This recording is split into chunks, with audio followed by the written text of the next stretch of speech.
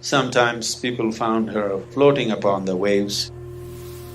Her samadhi is a fantastic place. And there is one particular devotee, his face has become exactly like hers.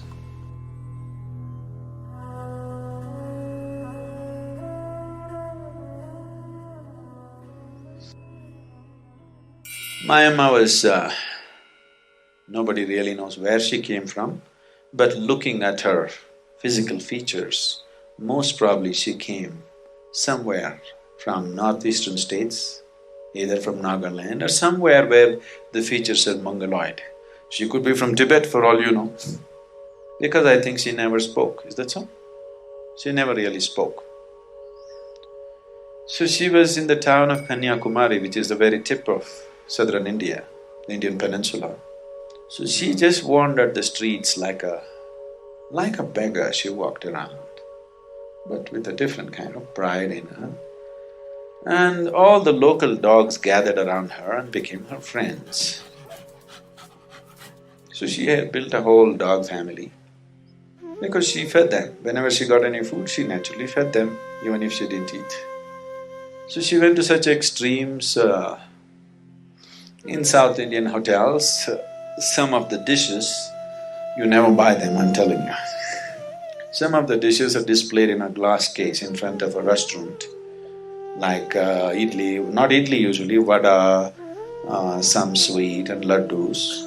These are usually done on a holy day like a full moon day. They are today special. So she would go to that extent that she would grab this food and throw it to the dogs, because nobody could see anything saintly about her. Because a saint means he must be dressed in such a way, there must be 3 lines on his forehead and he must say the right things and and he must be lifeless. But she is punky.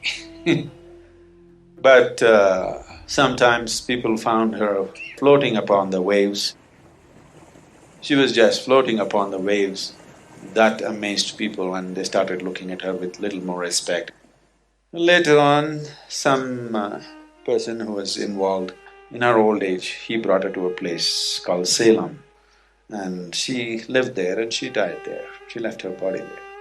Her samadhi is a fantastic place. Fantastic means not in any way, it's just one cement thing, very barely built, a small house, but it's really strong, strong it is.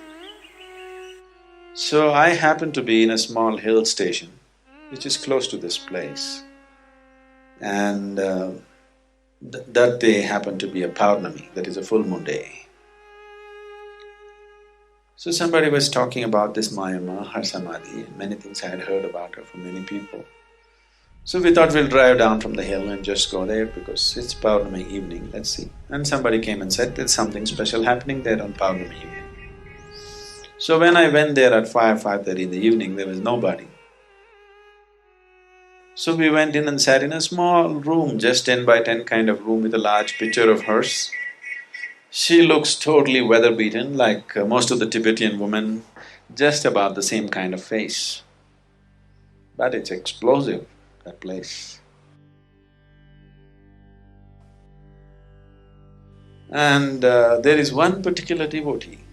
This is a man about 50 years of age at that time. His face has become exactly like hers. This man is a Tamil man. He can't have Tibetan or Nepali or Nagaland features. He's a Tamil man. His face is almost like hers. Just the same his face has become. This is what devotion can do. Devotion is always the quickest way, because when you create unwavering emotion towards something, everything in you just gets focused.